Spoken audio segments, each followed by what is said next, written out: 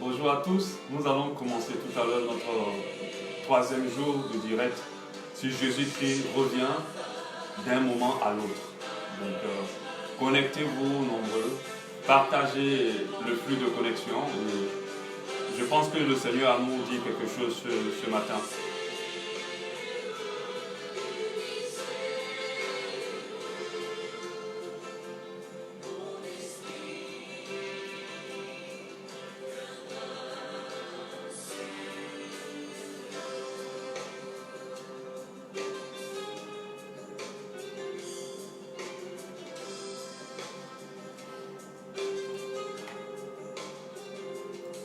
Connectez-vous, nous allons bientôt commencer dans quelques instants.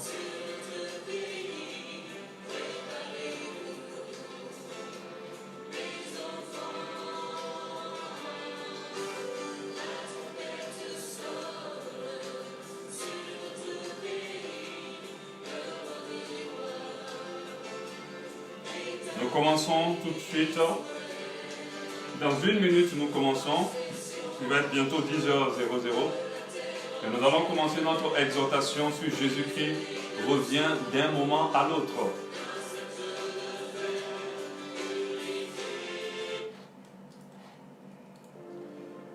Je vous dis encore bonjour et nous sommes aujourd'hui à notre troisième jour d'exhortation sur Jésus-Christ revient d'un moment à l'autre.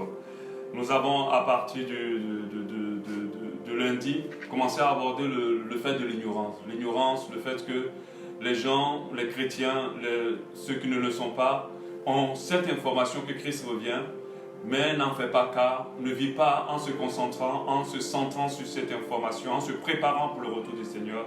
C'est l'objet de notre exhortation journalière que nous ferons pendant 2 semaines, et bien plus si le Seigneur nous demande de le faire. Nous avons parlé de l'ignorance. Cette ignorance qui, en premier lieu, est alimentée par le fait que beaucoup n'entendent pas parler de Christ, du retour de Christ, je préfère dire. Beaucoup n'entendent pas parler de la seconde venue du Seigneur. On enseigne énormément de choses dans nos églises, mais on ne parle pas de Christ et de Christ crucifié, de la préparation de l'église au retour du Seigneur. On n'aborde pas vraiment ce sujet. Et nous savons que la foi vient de ce qu'on entend. On va croire au retour du Seigneur, on va y mettre nos cœurs, si on a l'habitude d'entendre qu'il vient.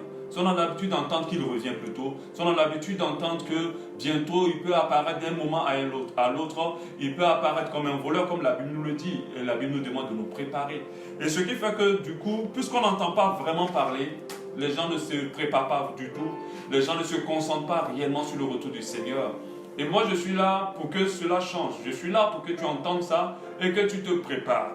Et une seconde raison que je vais aborder aujourd'hui qui fait que les gens ignorent la venue de Christ, les gens n'en font pas trop cas dans leur manière de vivre. Cette seconde raison, c'est les soucis des choses du monde.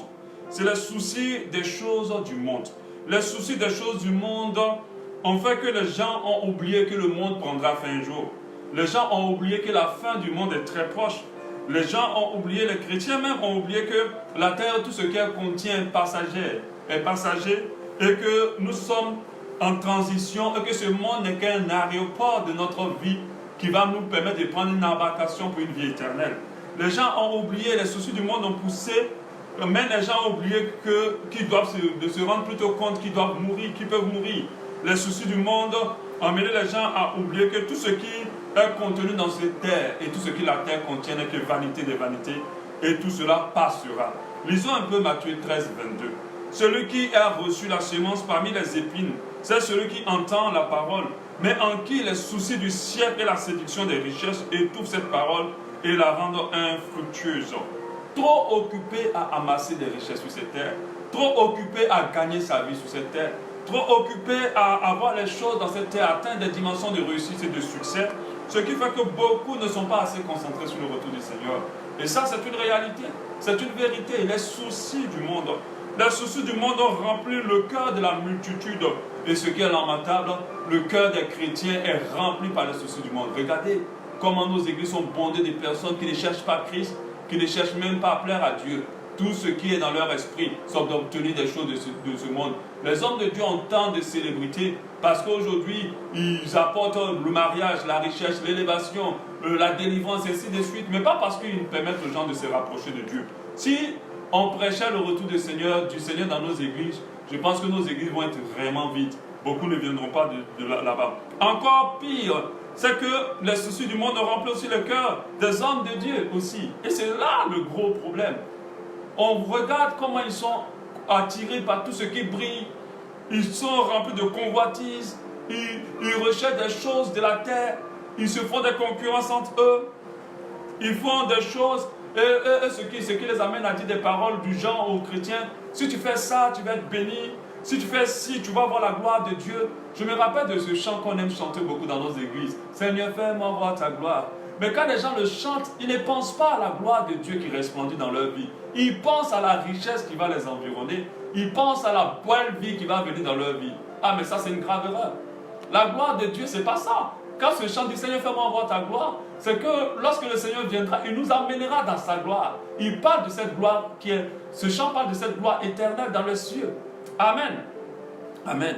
Et ça, nous devons le comprendre. La convoitise des choses de ce monde est à tel point que la gloire de Dieu est résumée aux choses matérielles, à ce qui tape à l'œil. On va dire quelqu'un il a la gloire de Dieu, même dans le jargon chrétien, on va dire oh, mais la gloire de Dieu resplendit sur lui. C'est pour parler du fait seulement qu'il a le matériel, qu'il est riche, qu'il brille selon les hommes. Mais comment nous, les enfants de Dieu, nous pouvons avoir la même mesure, la même unité de mesure que les gens du monde? Parce que les gens du monde considèrent glorieux tout ce qui est terrestre. Or, nous considérons glorieux tout ce qui est spirituel qui vient de Dieu. Amen. Lisons 1 Jean 2,15. N'aime point le monde, les choses qui sont dans le monde. Si quelqu'un aime le monde, l'amour du Père n'est point en lui. Car tout ce qui est dans le monde, la convoitise de la chair, la convoitise des yeux, l'orgueil de la vie. L'orgueil de la vie, c'est le fait de vivre pour que les gens vous apprécient. L'orgueil de la vie et que les gens vous honorent ne vient point du Père, mais vient du monde. Et le monde passe, et sa convoitise aussi. Mais celui qui fait la volonté de Dieu demeure éternellement. Celui qui fait la volonté de Dieu demeure éternellement. Quand on lit ce verset, on entend de nous faire comprendre. Ce verset nous fait comprendre que les choses de ce monde, nous devons les éloigner de nous. Nous ne devons pas les aimer. Si nous voulons accéder à la vie éternelle, si nous voulons accéder à la gloire éternelle, si nous voulons être enlevés avec Christ, on ne peut pas aimer le monde et prétendre être sauvé. Ce n'est pas possible. Ce n'est pas possible. Quand le Seigneur arrivera, plusieurs chrétiens ne seront pas prêts. Plusieurs serviteurs de Dieu ne seront pas prêts. La Bible même dit, plusieurs diront, Seigneur, n'avons-nous pas fait des miracles? Il va dire, je vous n'ai point connu, ouvrier d'iniquité. Parce que l'amour du monde va empêcher un grand nombre à être prêt pour le retour du Seigneur. Si le monde n'a pas été sacrifié dans ton cœur, tu seras trop rempli de lui, trop lourd pour être sauvé, pour être enlevé. Vous savez, Dieu m'a clairement fait comprendre. Il dit que lorsque le Seigneur viendra, le ciel va réclamer ceux qui sont remplis de lui et le monde va réclamer ceux qui sont remplis du monde. Donc c'est-à-dire, au lieu d'être attiré vers le ciel, tu vas être attiré par la terre. Et ceux qui sont remplis du ciel vont t'attirer vers le ciel. Lisons encore un autre verset important et puissant, Colossiens 3:1. Donc vous êtes ressuscités avec Christ. Cherchez les choses d'en haut, où Christ est assis à la droiture de Dieu.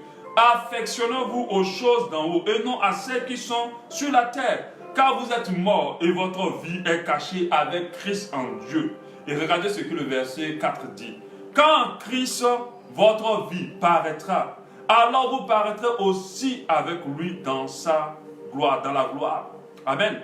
Cherchez les choses d'en haut. Cherchez les choses d'en haut. Si vous êtes ressuscité avec Christ, cherchez les choses d'en haut. Où Christ est assis à la droite du Père. Il dit, la parole dit au verset 2, affectionnez-vous aux choses d'en haut et non pas à celles de la terre. Ah, Seigneur.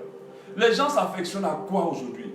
Les gens aiment quoi aujourd'hui? Pourquoi les gens se lèvent pour venir à l'église? Pourquoi ils s'accrochent à Dieu? Qu'est-ce qu'ils recherchent? Est-ce que ce sont les choses d'en haut? Est-ce qu'ils s'affectionnent aux choses d'en haut? Mais ce n'est pas le cas du tout. Ce n'est pas le cas du tout dans la vie de plusieurs personnes. La parole de Dieu, elle est claire, elle ne plaisante pas. Ça serait comme au temps de Noé. Plusieurs ont négligé le temps, la situation de Noé. Quand Dieu a dit à Noé qu'il allait détruire le monde, ils ont négligé cela. Mais qu'est-ce qui s'est passé? Quand cette pluie est arrivée, les gens sont morts, ils ont péri. Et nous sommes dans la même situation. Le retour du Seigneur sera comme au temps de Noé. J'aimerais dire pour terminer aujourd'hui, nous continuerons demain cette même partie par rapport aux soucis du monde qui empêchent les gens d'être prêts pour le retour du Seigneur. J'aimerais dire aux gens, aux chrétiens surtout, Parce que c'est plus pour eux que Dieu me suscite ces temps d'exhortation, pour qu'eux, ils se réveillent, parce que sont la lumière du monde. Si la lumière éclaire, elle éclairera davantage, et beaucoup pourront être sauvés, et eux aussi pourront être sauvés. Ceux à qui Dieu a donné la mission doivent être sauvés, et ils peuvent sauver aussi, ils doivent faire sauver plusieurs personnes. Nous devons nous préparer pour le retour du Seigneur. Je vous dis à demain, que Dieu vous bénisse, et que passez une très bonne journée. Amen.